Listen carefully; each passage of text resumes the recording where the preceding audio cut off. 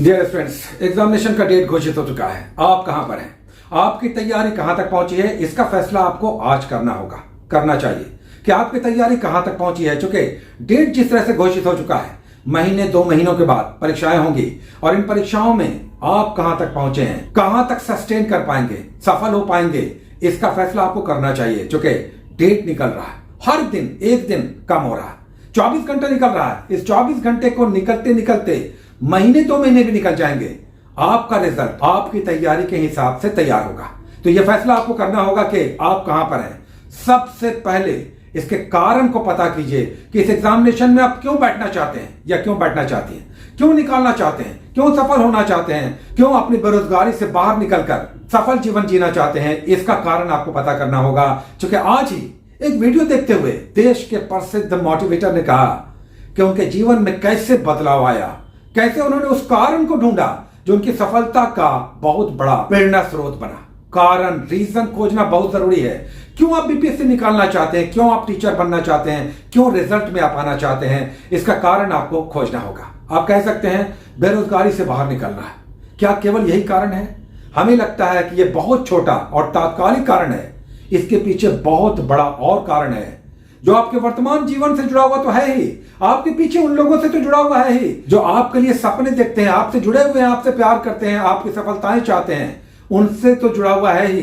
साथ ही आपके भविष्य से भी जुड़ा हुआ है। आने वाले समय में आपका परिवार होगा, आपके बच्चे होंगे, आपका जीवन आगे बढ़ेगा।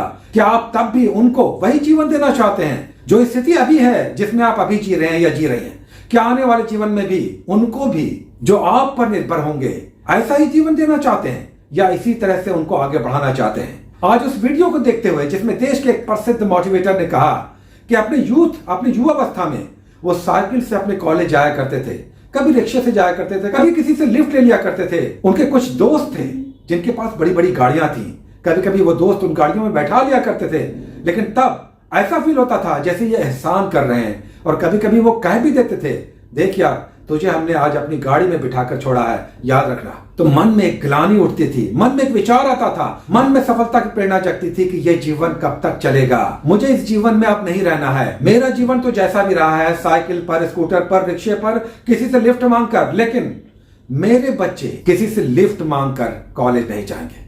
और जब मेरी बेटी पहली दिन कॉलेज गई तो वो मर्सिडीज कार में बैठकर गई। तो सफलता के लिए कारण होना बहुत जरूरी है। उन्होंने कहा कि मैंने एक कारण तैयार किया, सफलता का एक खाका तैयार किया, एक सोच विचार विकसित किया कि हमने जो भी अपना जीवन जिया, आगे जो भी जीवन हो, लेकिन मेरे परिवार में मेरे बच्चे साइकिल से, रिक्शे से या बस में धक्के खाते हुए कॉलेज नहीं जाएंगे।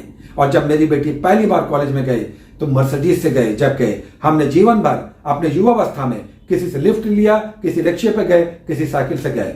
तो सफलता के लिए, प्रेरणाओं के लिए कारण की तलाश बहुत जरूरी है।